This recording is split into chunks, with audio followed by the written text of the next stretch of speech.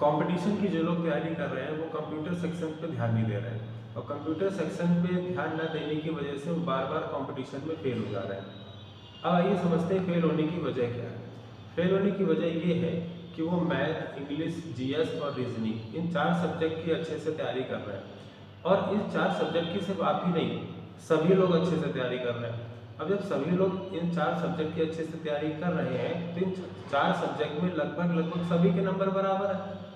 तो अब मेरिट में आप ऊपर होंगे या नीचे होंगे, ये डिपेंड करता है कि आपने कंप्यूटर के क्वेश्चंस कितने सॉल्व किए, क्योंकि हर वैकेंसी में कंप्यूटर के 20 to 50 नंबर के क्वेश्चन पूछे जा रहे हैं। तो अगर आपका कंप्यूटर का पार्ट अच्छा है तो कंप्यूटर के आप ज़्यादा से ज़्यादा नंबर के क्वेश्चन सॉल्व करोगे तो ही आपका उनमें से डिफरेंस मेंटेन होगा, क्योंकि उस 4 में तो वो लोग ऑलरेडी स्कोर कर रहे हैं और आप भी स्कोर कर रहे हो, तो सभी लोग के बराबर नंबर है ना। तो अब अंतर बनाएगा कौन? कंप्यूटर का पेपर, क्योंकि कंप्यूटर का जो सेक्शन है उसको सभी लोग हल्के में लेते हैं। ये सोचते हैं मैं तो सॉल्व कर लूँगा, मगर एक्चुअली वो सॉल्व नहीं कर पाते हैं, और कंप्यूटर की वजह से ही या तो वो पास नहीं हो पाते हैं, रिजल्ट उनका आउट हो जाता है, ठीक, और या फिर पास तो हो जाते हैं मगर मेरिट उनका लो हो जाता है। क्योंकि बात यहाँ पे आती है कि कंप्यूटर के सेक्शन आपका वीक है, तो कंप्यूटर के सेक्शन को आप इम्प्रूव करेंगे तभी आपका मेरिट में सिलेक्शन होगा। तो आइए समझते हैं इस बात को कि कंप्यूटर में आपका कौन कौन सा सेक्शन है जिसपे कि आपको ध्यान देना चाहिए। कंप्यूटर के 20 से 50 नंबर के लगभग सभी वैकेंसी में क्वेश्चन पूछे जा रहे हैं, SSC, CGL, UP, triple SC, SSC सभी में। अब इसमें समझते हैं कि आखिर प्रॉब्लम कहाँ पे आ रही है जहाँ पे आप लोग की मेरिट रह जा रही है या फिर आप फेल हो जा रहे हैं। कंप्यूटर सेक्शन में देखिए, सबसे पहले तो रिटन एग्जाम होता है, उसकी प्रिपरेशन होनी चाहिए। कुछ वैकेंसी में आपको MS Office, Word, Excel, PowerPoint project दिए जाते हैं जो कि आपको करके दिखाने होते हैं।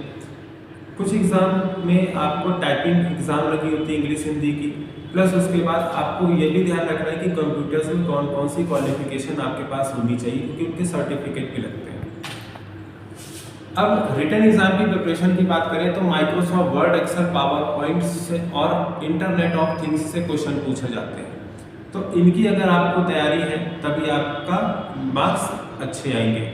शॉर्टकट कीज, एब्रिविएशन, एमसीक्यूज, इन सब की पूरी प्रिपरेशन होनी चाहिए जिससे कि आपका रिटन एग्जाम क्वालिफाई होगा। अब आपके रिटन में अगर आपके नंबर अच्छे होंगे तो वो जो 4 सब्जेक्ट में जो सभी लोग एग्जाम दे रहे हैं, जिसमें सब लोग लगभग क्वालिफाई है, कंप्यूटर्स में आपके ये नंबर आपको प्लस बनाएंगे।